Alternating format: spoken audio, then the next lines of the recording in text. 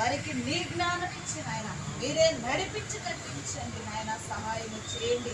ఇదిగో ప్రభు, బిడ్డలు స్టార్ట్ చేయబోచుండగా నీ బలిపీఠాన్ని, నీ మందిరాన్ని మీరే ప్రతిష్ఠించి ప్రభు, అయ్యా నీ దాసులమైన మమ్మను బలిపరిచి, అయ్యా కావలసిన ధనముల మెటీరియల్ని, అయ్యా వీరు ఈ బిడ్డలు ఏ విధంగా పని వారిని తెచ్చుకోవాలో నీ చిత్తంలో ప్రభు మీరే సహాయం చేసి, అయ్యా వారిని పురికొల్పి మీరే నడిపించండి ప్రభు. మా సంఘ బిడ్డలు ఎందరూ నీ పనిలో సహకారులుగా రావాలని ఆశ కలిగి ఉంటున్నారు. వచ్చిన ప్రతి ఒక్కరిని కూడా ఆశీర్వదించండి. సహాయం చేసిన వారిని, చేస్తున్న వారిని, చేయబోతున్న వారిని మీరు దీవించిన ఆయన మీరే కృప చూపించండి, సహాయం చేయండి ప్రభా.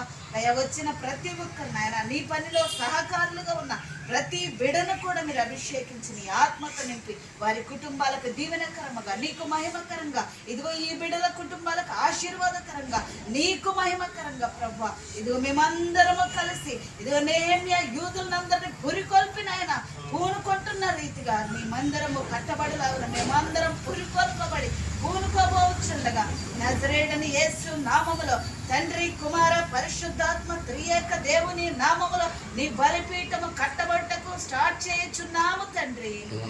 ఆమేన్.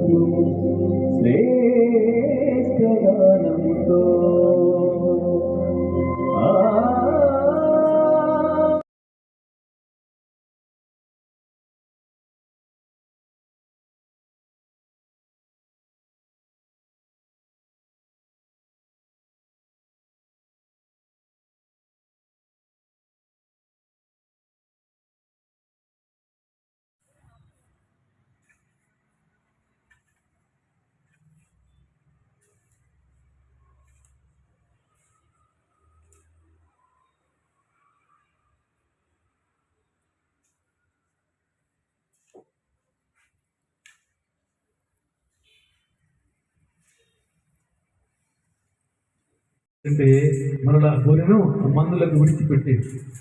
ఈ గొర్రెల కాపురు ఏం చేశాడంటే ఆ యొక్క మందను తరుగుతూ ఉంటే ఆ ఇచ్చిన గొర్రెను జ్ఞాపకం వచ్చి మరలా వచ్చి ఆ దగ్గరికి వచ్చి అడిగాడంటే, అయ్యా నేను నీ గొర్రె ఇచ్చాడు కదా అయ్యా, ఆ గొర్రె పిల్లని ఇవ్వండి అయ్యా, నేను వెళ్ళిపోతానంటే ఆ సేవకుడు అన్నారంట, అయ్యా నేను ఆ 5 నిమిషాలు దాన్ని అడుగుతాను, మరలా ఆ మందులో నేను విడిచిపెట్టానయ్యా, అది మందులోకి వెళ్ళిపోయింది అయ్యా. లేదు అయ్యా కనపడలేదయ్యా అని చెప్పేసి మరలా వెళ్ళి ఆ మందను పరిశీలిస్తున్నాడంట. ఆ పిల్ల ఎక్కడుందని మరి వెతుకుతున్నాడంట. చూడండి ప్రియ బిడ్డ, అర్థం చేసుకుని ప్రయత్నించేయండి దేవుడి వారికి. ఎందుకు ఒక దైవ సేవకుడు విశ్వాసం మీద అంతగా మరి వారిని ఒత్తిడి చేసి ఎందుకు దేవుని సన్నిధిని నిర్లక్ష్యం చేస్తున్నావు అని అడుగుతున్నాడంటే, ఈ యొక్క గొర్రెల కాపరి ఆ గొర్రె మీద ఉన్న ప్రేమను బట్టి తప్ప ఆ గొర్రె మీద ఉన్నటువంటి కోపం కాదని గ్రహించాలి. ఆ యొక్క గొర్రెల కాపరి ఏం చేస్తున్నాడంటే ఆ యొక్క గొర్రెను వెతుకుతున్నటువంటి సందర్భంలో కనపడకపోగా